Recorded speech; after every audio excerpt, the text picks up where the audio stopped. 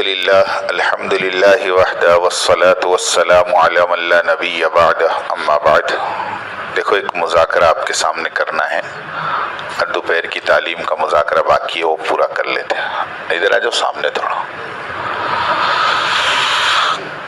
بسم اللہ الرحمن الرحیم۔ سب سے پہلے مذاکرہ غسل کا کرنا ہے، کیونکہ جب تک آدمی کا غسل صحیح نہیں ہوگا وضو صحیح نہیں ہوگا، وضو صحیح نہیں ہوگا نماز صحیح نہیں ہوگی، نماز صحیح نہیں ہوگی زندگی صحیح نہیں ہوگی۔ صحیح بات ہے، زندگی کا مدار نماز پہ ہے، نماز صحیح ہوگی تو زندگی بھی۔ ایک مرتبہ مشورہ چل رہا تھا گجرات کا، 9:30 بجے جڑنے کا کہا تو 10:30 بجے آئے، تو مولانا نے کہا کہ یہ تمہاری نمازوں کے اثرات ہے کہ نماز پہ ٹائم پہ نہیں جاتے ہو نا، اس لیے یہاں بھی ٹائم پہ نہیں آتے ہو، کہ نماز صحیح ہوگی تو یہاں بھی صحیح ہوں گے۔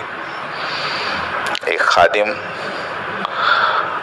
سالن کا پیالہ لے کے جا رہا تھا، ٹھوکر لگی، سالن کا پیالہ گر گیا، تو امام حسن رضی اللہ تعالیٰ جو ان کا غلام تھا وہ، تو انہوں نے اس کو مارا پیٹا نہیں، ڈانٹا نہیں، کہا بیٹا نماز صحیح کر لے، تیری نماز صحیح نہیں ہے اس لیے ٹھوکر لگی۔ یہ مثال ہے کہ ہماری زندگیوں میں نماز کا کتنا بڑا اثر ہے۔ تو نماز کب صحیح ہوگی؟ جب وضو صحیح ہوگا۔ وضو کب صحیح ہوگا؟ جب غسل صحیح ہوگا۔ تو میں تینوں چیزیں ترتیب سے بتاتا ہوں، 15-20 منٹ لگیں گے لیکن سمجھ میں آ جائیں گے انشاءاللہ۔ غسل کے 3 فرائض ہیں، ہم سب جانتے ہیں ماشاءاللہ۔ کلی کرنا، ناک میں پانی ڈالنا، پورے بدن پر اس طرح پانی بہانا کہ ایک بال کے برابر بھی جگہ سوکھی نہ رہے، اگر سوکھی رہ گئی تو غسل نہیں ہوگا، ہے نا۔ منہ بھر کر کلی کرنا، دیکھو فرض جو ہے نا وہ کلی کرنا ہے، غرغرہ کرنا سنت ہے۔ اگر روزہ نہ ہو تو غرغرہ کرے، اگر روزہ نہ ہو تو، اب لوگوں نے اس کا جملہ الٹا بنا دیا، غرغرہ کرنا روزہ ہو تو کلی کرنا۔ یہ شریعت کا ایک اصول ہے کہ کبھی بھی ایک فرض کے سامنے دوسرا فرض حارج نہیں ہوتا۔ آپ سمجھئے میری بات کو؟ تو کلی کرنا کیا ہے؟ فرض ہے۔ اگر روزہ نہ ہو تو غرغرہ کرے تاکہ پورے منہ میں پانی پہنچ جائے۔ دوسرا ہے ناک کی نرم ہڈی تک پانی پہنچانا، اور اس میں بھی الفاظ کیا ہے سلیم بھائی؟ پہنچانا، ڈالنا نہیں، ڈالیں گے تو گڑبڑ ہوگی۔ ناک میں پانی ڈالیں گے تو دروازہ توڑ کے باہر نکالنا پڑے گا، سمجھ گئے بات کو، ہے نا۔ تو ناک میں پانی کیا کرنا؟ الفاظ چڑھانا، کہ یہ نرم ہڈی ہے نا، یہ یہاں تک بھیگ جاوے۔ اور تیسرا ہے پورے بدن پر اس طرح پانی بہانا کہ ایک بال کے برابر بھی جگہ سوکھی نہ رہے۔ خاص طور پہ جو جگہ سوکھی رہ جاتی ہے اس کی یاد ہی سنا دو۔ دونوں کان کے پیچھے کا بھاگ سوکھا رہ جاتا ہے، ایک کان کے پیچھے کا بھاگ، یہاں پانی نہیں پہنچتا۔ دونوں بغل میں، نہیں سمجھے؟ بعد مرتبہ صابن لگا کے آدمی پانی ڈالتا ہے نا، تو پھر ہاتھ اٹھاتا ہے تو اندر صابن ہوتا ہے، کیا مطلب؟ پانی اندر نہیں پہنچتا، سمجھ میں آئی بات؟ ناف کے اندر، دونوں جانگھوں میں، گھٹنے کے نیچے، یہ مخصوص جگہ ہیں جہاں پر آدمی کو اہتمام سے پانی پہنچانا چاہیے۔ ان میں سے بھی کوئی جگہ سوکھی رہ گئی تو، جو آدمی بہت طبیعت والا ہوتا ہے نا، چربی چڑھ جاتی ہے پیٹ پر تو پیٹ موٹا ہو جاتا ہے، تو دیکھو اس طرح ایسا ول پڑ جاتا ہے، تو اس کے بیچ میں بھی پانی نہیں جاتا۔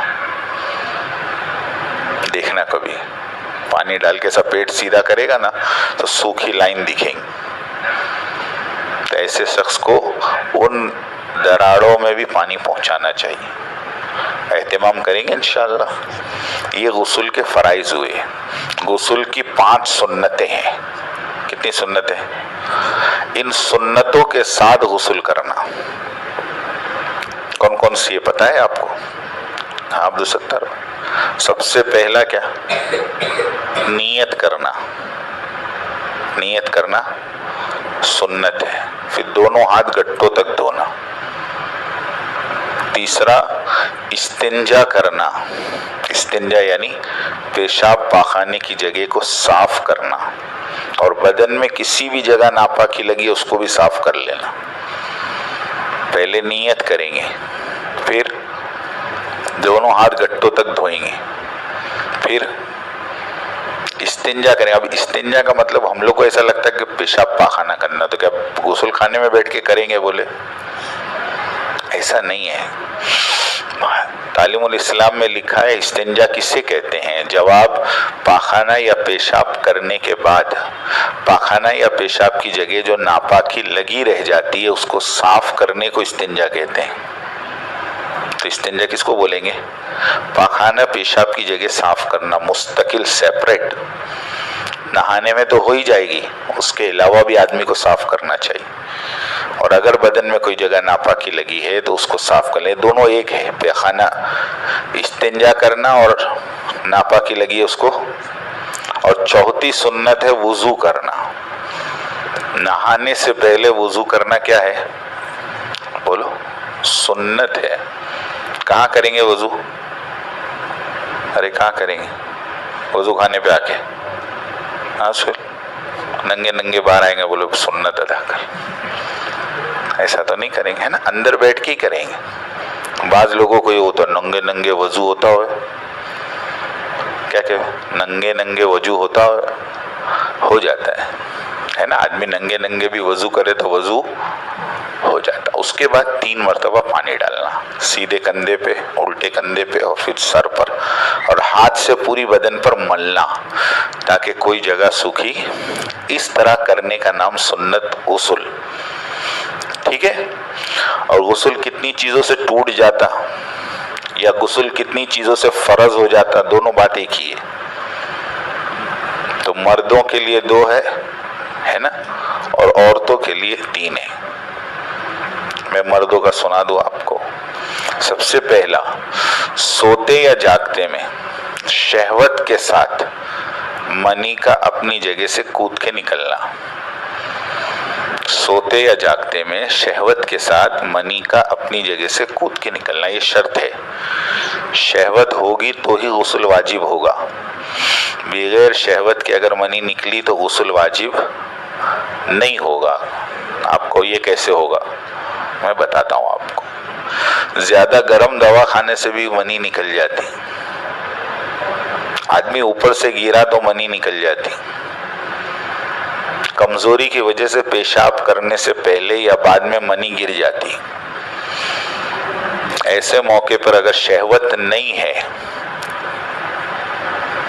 تو اس پر غسل واجب نہیں ہوگا. غسل کے واجب ہونے کے لیے شرط ہے شہوت کا ہونا، جوش کا ہونا، اور دوسرا منی کا اپنی جگہ سے کود کے نکلنا، تب غسل واجب ہوگا. ایک اور دوسرا یہ ہے کہ مرد کے پیشاب کی شرمگاہ کا سپاری کا حصہ، جس کو حشفہ بھی کہتے ہیں اردو میں، اور ہمارے زبانے میں ختنے کا حصہ کہتے ہیں. شرمگاہ کا جو ختنے کا حصہ ہوتا ہے نا، اتنا حصہ عورت کی شرمگاہ میں چھپ گیا، چاہے منی نکلے یا نہ نکلے، دونوں پہ غسل واجب ہے. دونوں پہ غسل، ہاں یاد رکھنا یہ بات. اب وجہ کچھ بھی ہو، بعض آدمی کی تو منی نہیں نکلی، نہیں نکلے یا نہ نکلے، اتنا حصہ اگر چھپ گیا تو مرد پر بھی غسل واجب، عورت پر بھی غسل واجب، دونوں ناپاک ہیں. اس کے علاوہ عورتوں کا ہے کہ جو ہر مہینے خون آتا ہے، جس کو ماہواری بھی کہتے ہیں، حیض بھی کہتے ہیں، پیریڈز بھی کہتے ہیں، وہ حیض کا خون بند ہو جائے تو عورت پر غسل فرض ہے. جس کی کم سے کم مدت 3 دن 3 رات اور زیادہ سے زیادہ مدت 10 دن 10 رات. کسی عورت کو 3 دن سے کم حیض آیا، وہ حیض نہیں ہے، استحاضہ ہے، وہ پاک شمار ہوگی. جتنی نمازیں چھوڑی ہیں ساری نمازوں کی قضا پڑھنی پڑے گی.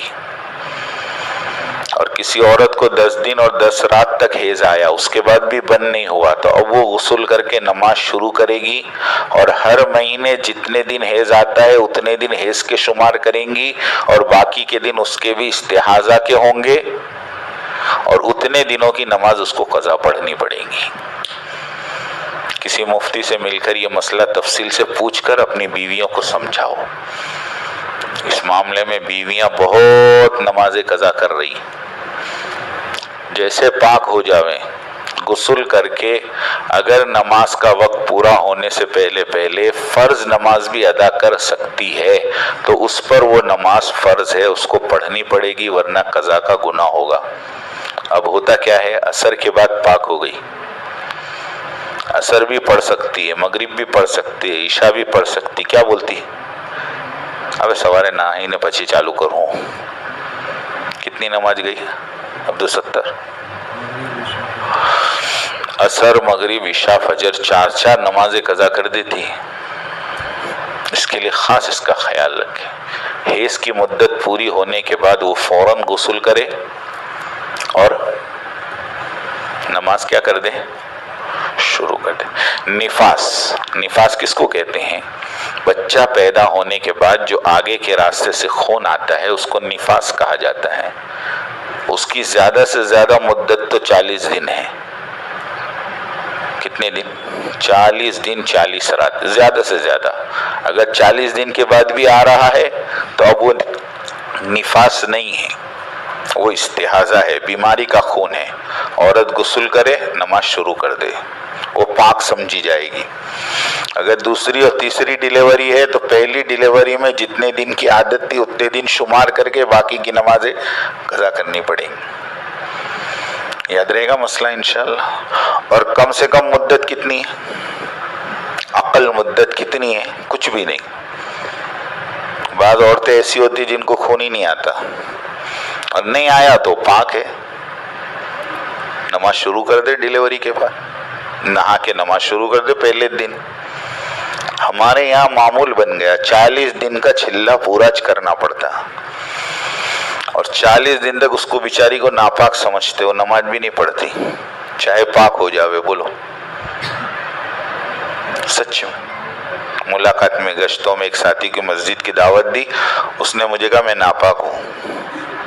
میں نے کہا مسجد میں چلو، ہمارے پاس غسل کا پانی بھی ہے، لنگی بھی ہے، آپ کو غسل بھی کرا دیں گے، کپڑے بھی بدلوا دیں گے۔ اس نے کہا نہیں آج میں پاک نہیں ہو سکتا۔ میں کہا کب ہوئی؟ بولے جو 18 دیوس باقی چھے۔ میں کہا تیری تو یہ 18 دن کون سے باقی؟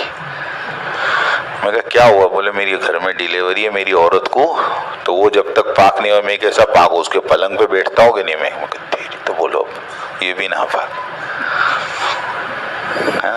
مردوں کو بھی نفاس آتا ہو گیا، بولو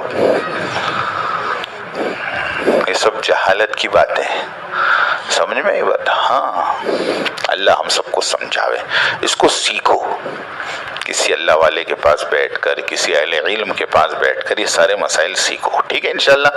غسل کا معاملہ ہو گیا نا، غسل کے فرائض ہو گئے، غسل کی سنتیں ہو گئی، غسل کے کیا ہو گیا؟ نواقص، غسل کو توڑنے والی چیز۔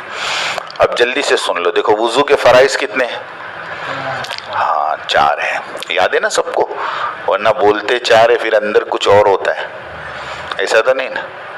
پہلا چہرہ دھونا، دوسرا دونوں ہاتھ کونیوں سمیت دھونا، تیسرا چوتھائی سر کا مسح کرنا، اور چوتھا دونوں پیر ٹخنوں سمیت دھونا، ہے نا؟ اپنے بچپن سے پڑھتے آ رہے، بہت تفصیل کی ضرورت نہیں۔ یہ پورا چہرہ اس کو دھونا فرض ہے، اگر یہاں سوکھا رہ گیا تو بھی مسئلہ آ جائے گا۔ اور پتلی داڑھی ہے دیکھو جس میں سے چمڑی نظر آتی، تو آدمی کو اندر کی چمڑی بھی دھونا فرض ہے، نہیں تو نہیں ہوگا، وضو ہی نہیں ہوگا۔ اور ایسی داڑھی ہے جو گھنی ہے، اندر پانی پہنچانا مشکل ہے، تو بھی پوری داڑھی کو بھگانا تو ضروری ہے ہی، جیسے تمہاری ہے، ان کی داڑھی میں اندر تک پانی چلا جائے، ٹھیک ہے انشاءاللہ۔ دونوں ہاتھ کونیوں سمیت دھونا، کہاں تک؟ ہاں یہ حصہ بھی، یہ پورا کان کی لو سے بولتے ہیں نا، ایک کان کی لو سے دوسرے کان کی لو تک، یہ پورا ٹھیک ہے، کونیوں سمیت، یہ کونی تک نہیں، کونیوں سمیت۔ اور تیسرا کیا بولا میں نے؟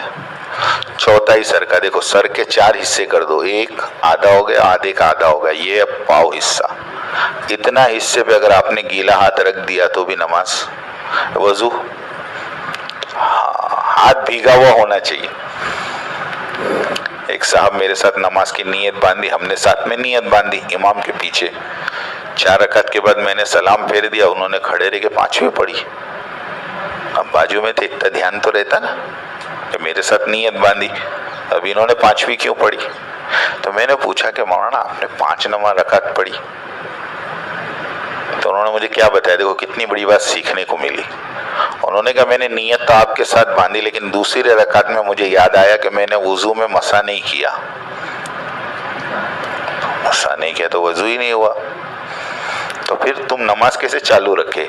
بولے میری داڑھی بھیگی ہوئی تھی، میں نے چالو نماز میں داڑھی میں سے تھوڑا پانی نکالا اور مسا کر دیا، ہو گئی نا. ہنسنے کی بات نہیں ہے الفیظ، مسئلے کو سیکھنے کی بات ہے.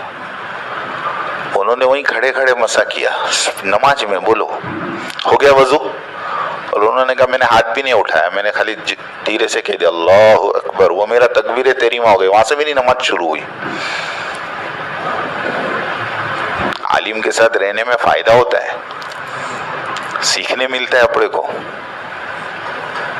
سمجھ میں. تب ان کی دوسری رکعت پہلی رکعت ہو گئی تو 5ویں پوری کریں گے.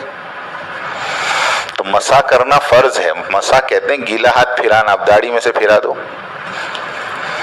اور دونوں پیر ٹخنوں سمیت دھونا. کیا دھونا؟ ٹخنوں سمیت. ٹھیک ہے، یہ فرض ہے. وضو کی سنتیں کتنی ہیں؟ 13. کتنی ہے؟ بہت آسان ہے، ہر آدمی کو یاد ہو جاوے.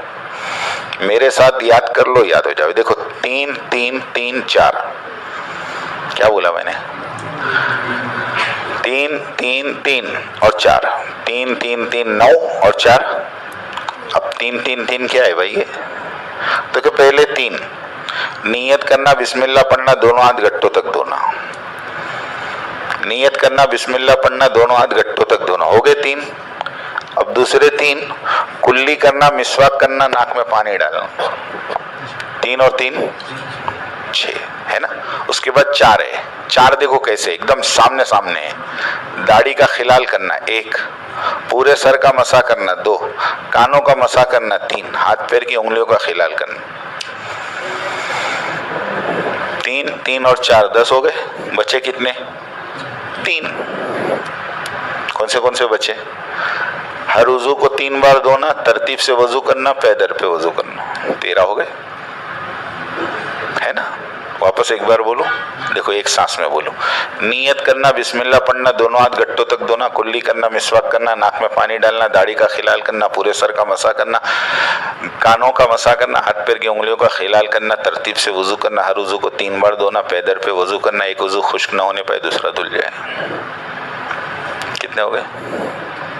ارے بولو، بتا دو گے؟ ہنستے ہوئے. ہاں یاد ہو جائیں گے نہیں؟ ارے یاد کرو تو ہو جائیں گے نہیں. آسان ہے کہ مشکل ہے بھائی؟ سہیل آسان ہے، بول دو گے ہے نا. چلو، وضو کو توڑنے والی چیزیں 8 ہیں. کتنی؟ غسل کو توڑنے والی چیزیں کتنی تھی؟ اور وضو کو کون سی؟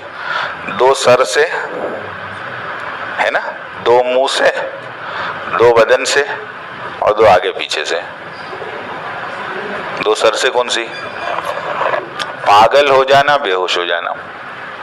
2 سر کی آ گئی، تھوڑی دیر کے لیے بھی پاگل ہو جاوے تو کیا ہوئے گا؟ وضو. تھوڑی دیر کے لیے بے ہوش ہو گیا تو وضو ٹوٹ جائے گا. 2 سر کی ہو گئی. 2 منہ کی، منہ بھر کر کہہ کرنا، اتنی الٹی ہوئی کہ منہ بھر گیا تو وضو کیا ہوگا؟ لیکن تھوڑی تھوڑی ہوئی تو کہتے اگر بیچ میں متلی باقی رہی، تھوڑا نکلا اچھا ہی نہیں ہوا، تو وہ تھوڑی کو جمع کر کے دھیان لگانا کہ اگر ایک ساتھ ہوتی تو منہ بھر جاتا، اگر بھر جاتا تو ٹوٹ گیا. اٹھا کے نہیں بھرنا، اندازہ لگانا خالی. تو بولے دیکھتے حساب کرتے، حساب نہیں کرنا، ٹھیک ہے، بیوقوف آدمی وہ، اندازے سے کہہ رہا ہوں۔ اور رکوع سجدے والی نماز میں کہاں مار کے ہنسنا، یہ منہ سے دوسرا ہے۔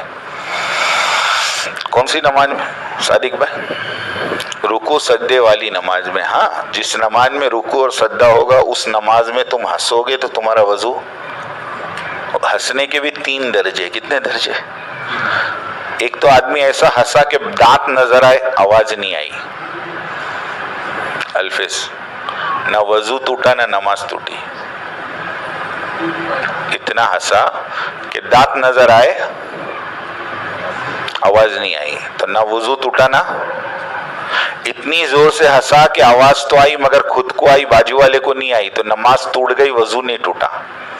اور اتنی زور سے ہنسا کہ خود کو بھی آئی، بازو والے کو بھی آئی، تو نماز بھی گئی، وضو بھی گیا۔ اب کیا کرنے کا عبدالستر؟ ہنسی آوے تو پہلے نماز توڑنے کا، بعد میں ہنسنے کا، تو وضو نہیں ٹوٹے۔ صحیح میں کہہ رہا ہوں؟ ارے بھائی شرط کیا ہے؟ نماز میں ہنسو تو ٹوٹے نا وضو، اور نماز کے بغیر ہنسو تو ہنسی آوے تو پہلے کیا کرنے کا؟ نماز توڑ دینے کا، بعد میں ہنسنے کا، تو وضو بچ جاوے۔ آئیڈیا بتا رہا ہوں تمہارے کو، ہے نا؟ رکوع سجدے والی نماز میں ہنسو تو ٹوٹے، بغیر رکوع سجدے والی نماز میں ہنسیں گے تو وضو ٹوٹے گا؟ ہاں، یہ دیکھو صحیح بولے، ہمارے ایاز بھائی بولے بغیر رکوع سجدے والی نماز جنازے کی ہوتی ہے، اس میں ہنسو گے تو وضو تو نہیں ٹوٹے گا، ہاتھ پیر ضرور ٹوٹیں گے، کوئی پکڑ کے مارے گا تمہارے کو کہ جنازے میں ہنستا ہے، ٹھیک ہے انشاءاللہ۔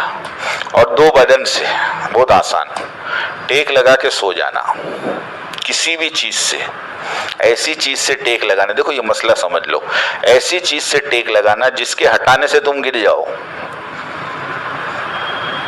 بعض چیزیں ایسی ہوتی کہ جس کے ہٹانے سے تم نہیں گرو گے تو ٹوٹتا نہیں وضو، لیکن وہ چیز کے ہٹانے سے تم گر گئے تو، ہے نا؟ ایک آدمی بیٹھے بیٹھے جھونکے مار رہا، پورا خطبہ اس نے جھونکے مارا، لیکن ٹیکا نہیں لگایا تو نہیں ٹوٹا، گھٹنے پکڑ کے سو رہا ہے تو نہیں ٹوٹا، لیکن جب دیوار سے یا زمین سے سہارا لگا کے سویا تو ہٹائے تو گیا وہ نیچے، تو اس کا وضو کیا ہوگا، ہے نا؟ اور بدن کے کسی بھی حصے سے خون یا پیپ کا نکل کر بہہ جانا شرط ہے، نکلنا شرط نہیں ہے، نکلنے سے نہیں ٹوٹتا، نکل کے زخم کے اندر اندر رہا، پورا دن رہا تو وضو نہیں ٹوٹے گا، لیکن باہر نکل گیا تو، چائے کا ٹائم ہو جائے تو بولنا،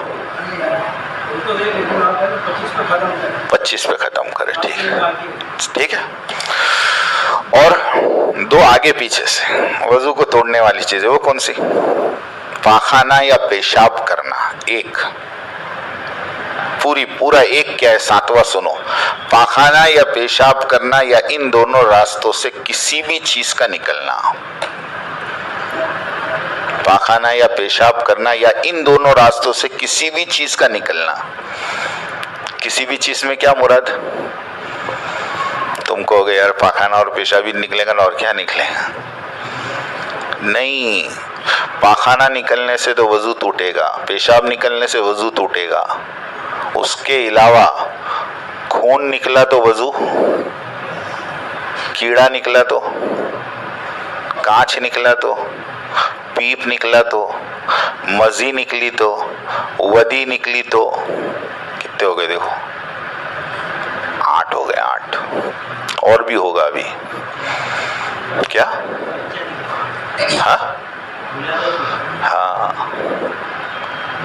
ہے نا، ولادت ہوئی تو ناپاک ہو جائیں گے انشاءاللہ، اور مردوں کو تو ہوگی نہیں انشاءاللہ، اگر کسی کو ہو جائے تو مسئلہ پوچھ لینا، سمجھے، ہے نا؟